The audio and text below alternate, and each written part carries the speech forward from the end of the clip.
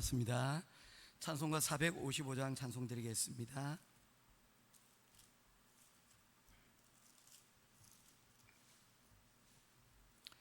찬송가 455장입니다. 주님의 마음을 본받는 자, 그 마음에 평강이 찾아오면 험악한 세상을 이길 힘이 하늘로부터 임함이로다. 주님의 마음 본받아 살면서 그 거룩하심 나도 이루리. 주 모습 내 눈에 안 보이며 그 음성 내 귀에 안 들려도 내 영혼 날마다 주를 만나 신령한 말씀 늘 배우도다. 주님의 마음 본받아 살면서 그 거룩하심 나도 이루리.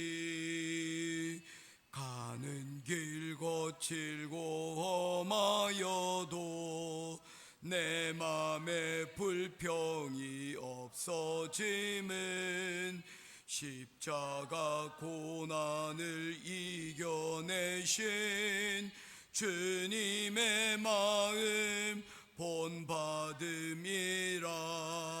주님의 마음 본받아 살면서 그 거룩하심 나도 이루리. 주 예수 세상에 다시 오실 그날엔 무성도 변화하여 주님의 빛나는 그 형상을 다 함께 보며 주 찬양하리. 주님의 마음 본받아 살면서 그 거룩하심 나도 이루리. 아멘. 찾으실 하나님의 말씀은 고린도전서 제12장 12절부터 31절까지 말씀 보겠습니다.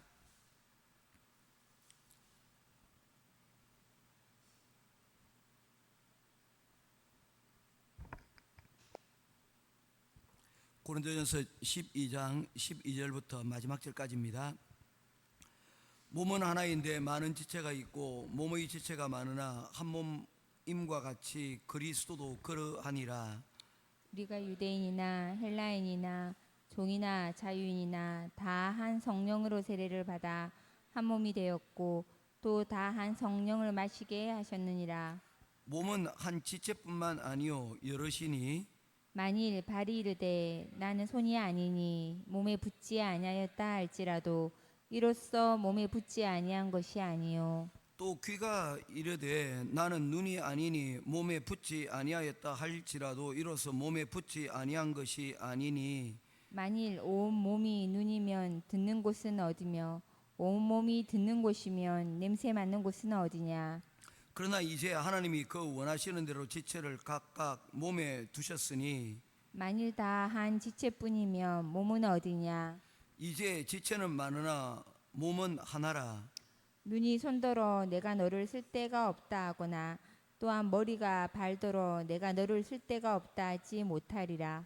그뿐 아니라 더 약하게 보이는 몸의 지체가 도리어 요긴하고 우리가 몸에 덜 귀히 여기는 그것들을 더욱 귀한 것들로 입혀주며 우리의 아름답지 못한 지체는 더욱 아름다운 것을 얻느니라. 그런즉 우리의 아름다운 지체는 그럴 필요가 없느니라. 오직 하나님이 몸을 고르게 하여 부족한 지체에게 귀중함을 더하사 몸 가운데서 분쟁이 없고 오직 여러 지체가 서로 같이 돌보게 하셨느니라. 만일 지체가 고통을 받으면 모든 지체가 함께 고통을 받고 한 지체가 영광을 얻으면 모든 지체가 함께 즐거워하느니라. 너희는 그리스도의 몸이요 지체의 각 부분이라.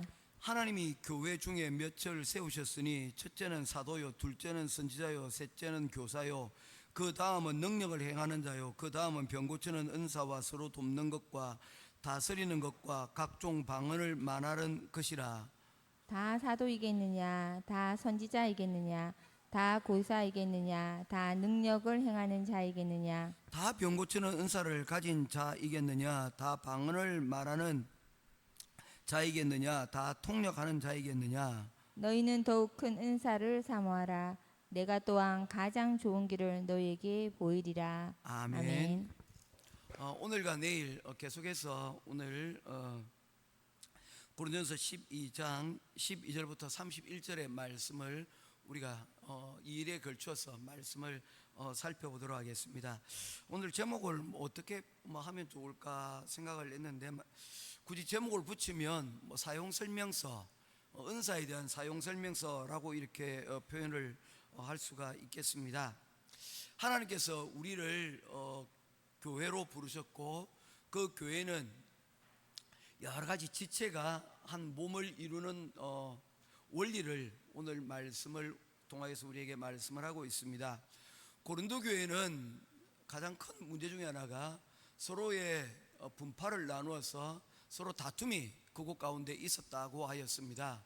그 다투는 것 중에 하나가 서로가 서로의 지도자들을 우리 지도자가 최고야, 그래서 바울파, 아볼로파, 그리고 그리스도파, 그리고 베드로파, 게바파, 이렇게 해서 네 개의 큰 나눔이 있었다고 말씀을 우리가 드렸던 바가 있습니다. 그런데 그 가운데 또 하나가 무엇이냐면 은사들로 인해서 나눔이 일어났다는 것입니다. 고린도 교회에 다양한 은사들이 그곳에서 있었습니다. 방언을 하시는 우리 교회 분들도 계시고 어떤 분들은 모르겠습니다. 그 가운데 치유하는 그런 은사들이 있는지도 모르겠습니다. 예언의 말씀을 전하고 또 잘 가르치는 은사를 가지고 계신 분들도 있으리라고 생각을 합니다. 각자의 가지고 있는 달란트들이 다 각자가 있는데 이것을 우리가 금요일 날 말씀을 드리면서 이거는 기프트, 선물이라고 하였습니다. 하나님께서 믿는 사람들에게 각자의 분량을 따라서 주신 선물이라고 하였다고 하였습니다. 이것은 마치 부모님이 자녀들에게 선물을 줄 때 유정이에게 또는 동의에게 주는 선물이 다르다는 거예요. 그렇지 않겠습니까? 동의한테 인형을 주겠습니까? 그렇잖아요. 예. 남자에게는 남자에게 맞는 선물을 주고 여자에게는 또 여자에게 맞는 선물을 주려고 부모님들은 생각을 할 겁니다. 그리고 아들만 있는 혹은 딸만 있는 곳에도 아마 각자 그 아이들이 좋아하는 것, 성향들이 서로가 다 다른 거예요. 어떤 아이들은 책을 주면 좋아하는 아이들이 있고 어떤 아이들은 이한테는 이것을 책을 별로 안 좋아하지만 책을 줘서 억지로라도 좀 읽히게 하고 싶다라는 그런 마음이 있어서 또 그렇게 선물을 주는 경우들도 있다는 것이죠. 그래서 이 선물의 종류들은 다양하고 많다는 것입니다. 그런데 그 가운데는 주시는 자, 바로 마음이 있다는 것입니다. 그런데 그 선물을 주시는 이가 사람이 아니고 하나님이라고 할 때는 그 주시는 그것에 대한 분명한 이유와 목적들이 여러분 있다는 것입니다.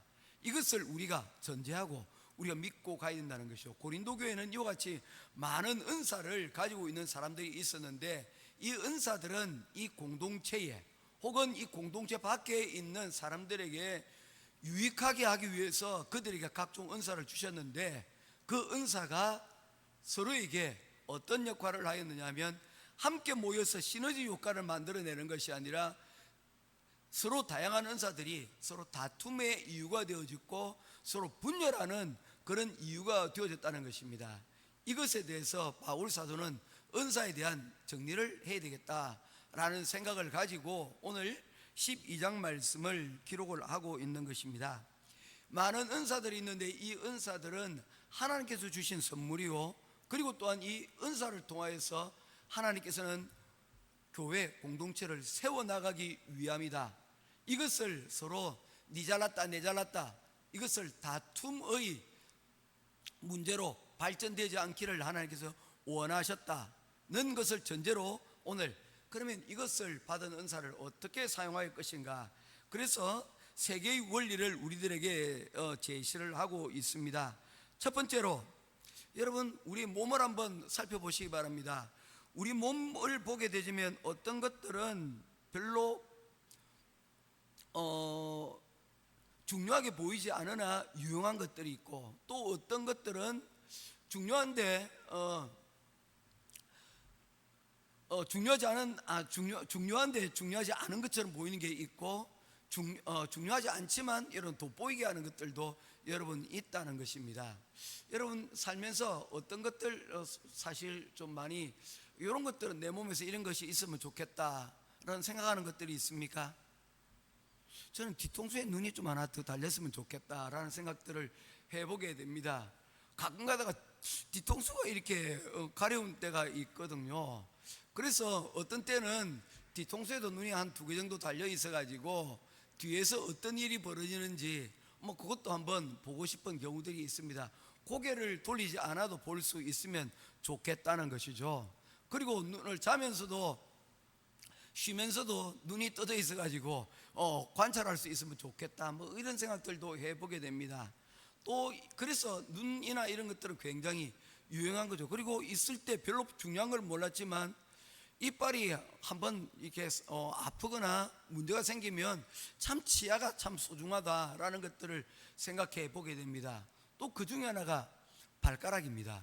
발가락은 보게 되어지면 그렇게 크게 중요하지 않게 생각이 되어집니다. 그런데 이 발가락 가운데 하나가 없으면 사람이 균형을 잡기가 굉장히 힘들다고 어떤 분이 이야기를 하시더라고요. 특별히 엄지발가락의 중요성은 우리가 이게 힘이 닿는 부분 아닙니까? 그래서 또 어느 정도 발가락 중에서도 이 엄지발가락은 좀 힘이 있는 필요한 것 같은데, 새끼발가락 같은 경우는 그다지 중요성을 못 느끼는데, 이 새끼발가락이 없으면 사람이 여러분 균형 잡고 계속 오랫동안 서 있기가 어렵다고 얘기를 하더라고요. 이런 우리 몸에 보게 되지면 이게 중요하지 않은 부분들이 여러분 하나도 없다는 것입니다. 다 지체마다 그 부르심에 대한 각각의 목적들이 다르다는 겁니다. 예전에 에디슨이라는 사람의 전기를 보게 되어지면 이 아이는 학교에서 선생님한테 쫓겨나게 되었습니다. 그랬던 이유 중에 하나가 선생님께서 예를 들어서 문제를 냈습니다.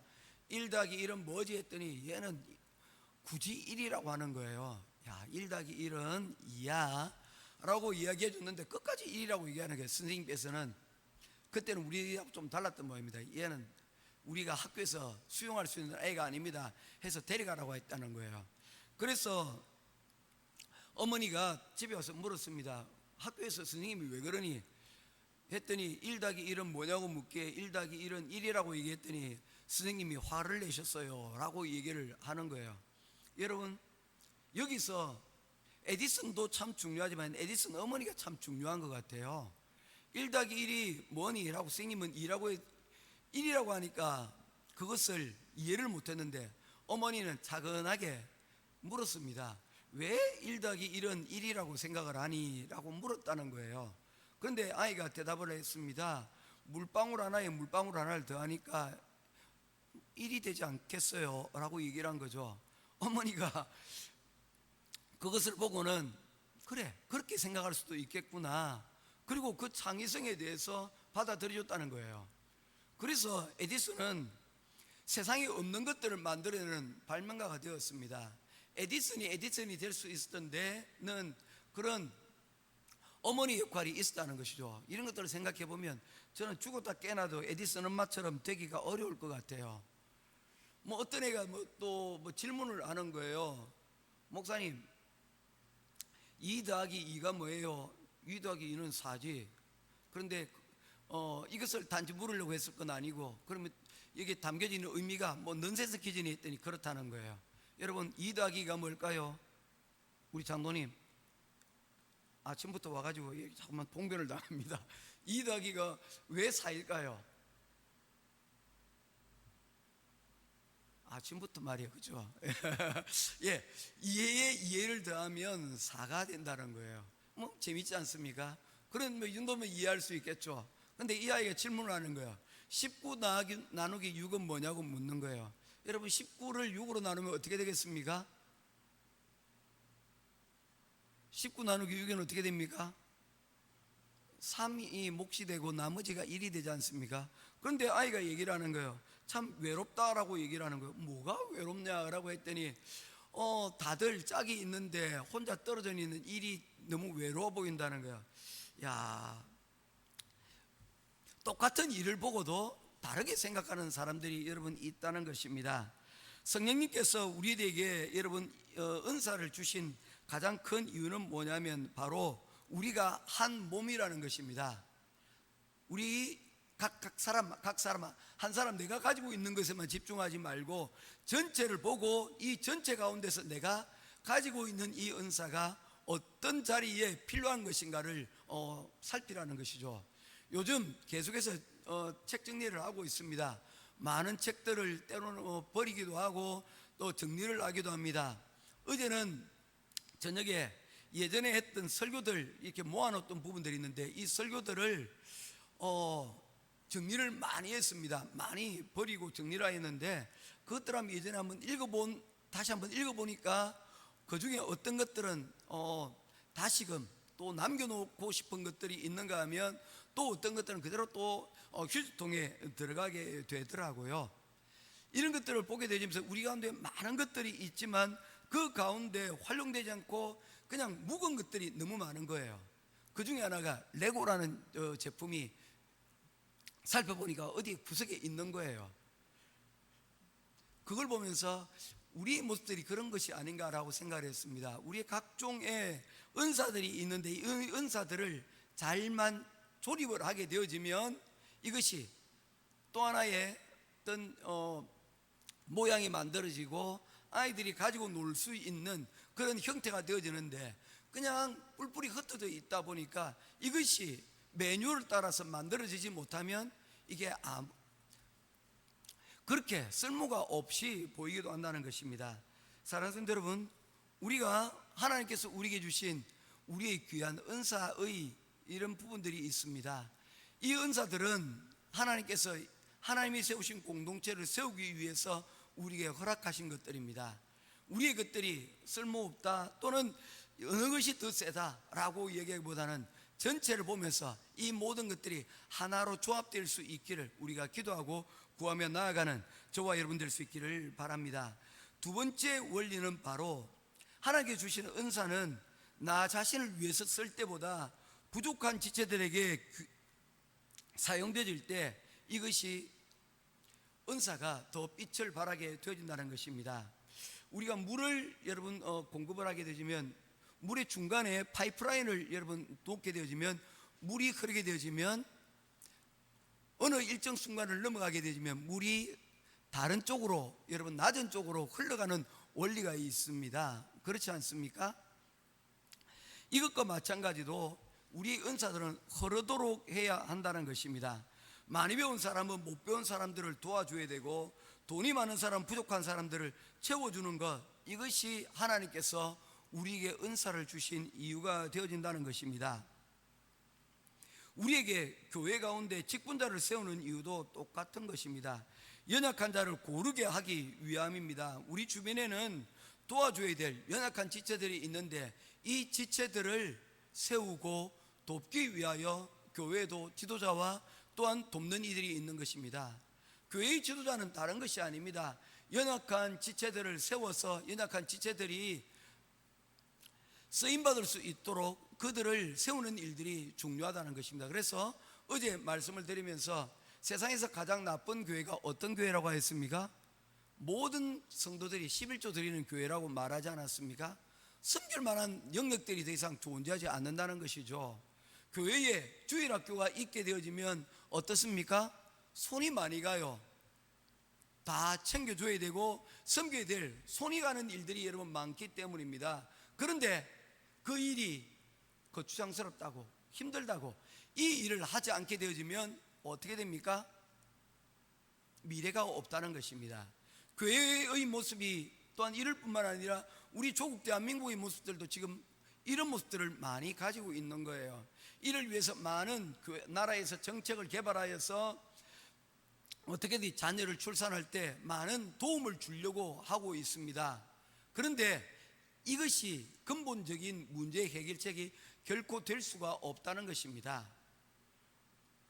왜냐하면 이것이 언젠가는 계속 지속되어지면 좋은데 이것이 언젠가 만약에 중단이 되고 어려워지게 된다면 다시 언제든지 과거로 유입될 수가, 과거로 돌아갈 수가 있기 때문입니다. 근본적으로 우리 왜 오늘 세대 가운데서 결혼을 하기 싫어하고 출산을 하기 싫어하는가, 이것이 과연 경제적인 문제가 가장 주된 이유인가, 여러분 생각을 해볼 필요가 있다는 것입니다. 우리가 단지 좋은 차 좋은 집에 사는 것이 아닐 때도, 그렇게 어렵게 살 때도 우리는 결혼을 하고 자녀를 낳고 우리가 살아가고 있었다는 것입니다. 가치가, 다른 가치들이 여러분 우리 가운데 있었기 때문이죠. 그런데 오늘날의 가치들이 성경에서 말하고 있는 이런 영적 원리들이 흘러가고 있지는 않은 것 같습니다. 예전에 어떤 스님이 하시는 그 주례사 가운데 하나가 결혼을 하는 이유 가운데 서로의 덕을 보려고만 하다 보니까 내가 부족한 것을 남에게서만 뺏어서 채우려고 하다 보니까 그 가운데 이 결혼 생활이 평화가 없다라는 내용을 들었습니다. 스님, 그분은 스님인 것 같아요. 그냥 중은 아닌 것 같아요. 여러분, 원리는 그런 원리라는 것입니다. 우리에게 주신 은사는 흘러내려가도록 여러분 해야 한다는 것입니다. 혼자 잘났다고 여러분, 그리고 풍요로운 것이 생명을 보장하지는 않는다는 것입니다. 일본의 신학자 가운데 우찌무라 간조라는 사람이 있습니다. 이분이 쓴 글 가운데 하나가 이런 것이었습니다. 인생이 서글프고 우울증에 걸렸을 때 즉시 은사를 나누라고 조언을 하였습니다.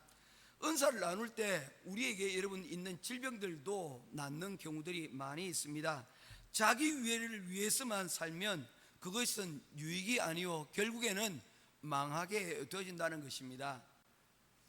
어떤 분이 수박 농사를 지었습니다. 그리고는 이 수박을 서려가는 사람들이 있어서 그 사람이 한 가지 꾀를 냈습니다. 이 수박밭에 하나에는 독이 들어 있습니다. 뭐 그런 경고문을 붙여놓은 거예요. 자, 그리고는 이 수박을 따먹는 사람들이 여러분 없어졌다는 거예요. 흐뭇해했습니다. 그런데 어느 날 원두막에 붙여진 하나의 글을 보고는 깜짝 놀라게 되었습니다. 왜냐하면 그 글은 이렇게 되었기 때문입니다. 이제 2개가 되었습니다. 여러분, 이 말은 뭡니까? 자기도 못 먹는 거예요. 왜냐하면 누군가가 또 하나 거기다가 독을 주입했다라고 이야기를 하고 있기 때문입니다. 니도 못 먹고 나도 못 먹고 같은 것입니다. 오늘 우리 행복한 교회 여러분, 이 곳은 수박밭과 같습니다. 누군가가 여러분 보기 싫다고, 누군가가 도움이 안 된다라고 여러분 그것을 병든 수박 아니면 독이 든 수박이라고 얘기를 하면 여러분 그것은 우리 내만 알고 있으면 될 것 같지만 그게 그렇지 않다는 것입니다. 모두가 다 망하는 길이 되어버리고 만다는 것입니다. 사랑하는 성도 여러분, 기억하십시오. 우리에게 주어지는 은사들은 흘러가도록 해야 됩니다. 흘러가서 나도 살고 또한 누구도 옆에 있는 연약한 지체도 함께 살리는 이 원리가 작동할 때 이 원리를 통하여서 하나님의 공동체는 은사로 인하여서 풍성한 공동체가 되어진다는 것입니다. 오늘 여기까지 말씀 보겠습니다. 기도하겠습니다. 고마우신 아버지 하나님, 은혜와 사랑을 감사합니다. 다양한 은사들이 있습니다. 이 은사들을 하나님 우리가 가지고 이 은사들을 통하여서 하나님의 나라를 세워갑니다. 우리에게 주어진 사회를 하나님 세워져 나갑니다. 이 가운데 하나님께서 은혜를 베풀어 주시옵소서. 우리의 은사가 우리 안에만 머물지 않고 흘러갈 수 있도록 하나님 도울 수 있도록 섬길 수 있도록 하나님 우리의 마음을 열어주시고, 또한 나아가 하나님 나 하나의 몸이 아닌 전체를 생각할 수 있는 그러한 몸이 되어질 수 있도록 도와주시옵소서. 어떤 것들은 우리의 보기에 유익하지 못하고 또 어떤 것들은 성가시고 불편하지만, 그러나 그 가운데 하나님의 은사의 원리가 있어 이를 통하여 하나님의 교회를 세워나가고 우리의 공동체를 세워나가는 귀한 역할들을 하게 되어줍니다. 이 은사의 원리를 붙들고 하나님 오늘도 주님 앞에 세워나가는 귀한 우리의 은사의 공동체가 되어지게 하여 주시옵소서. 날마다 우리에게 주시는 귀한 은혜 감사드리며, 또한 은사로서 나 한 몸 아닌 전체의 공동체를 유익하게 만들고 세워나가는 우리들의 공동체가 되기를 간절히 소원하오며, 살아계신 우리 주 예수 그리스도 이름으로 간절히 기도드리옵나이다.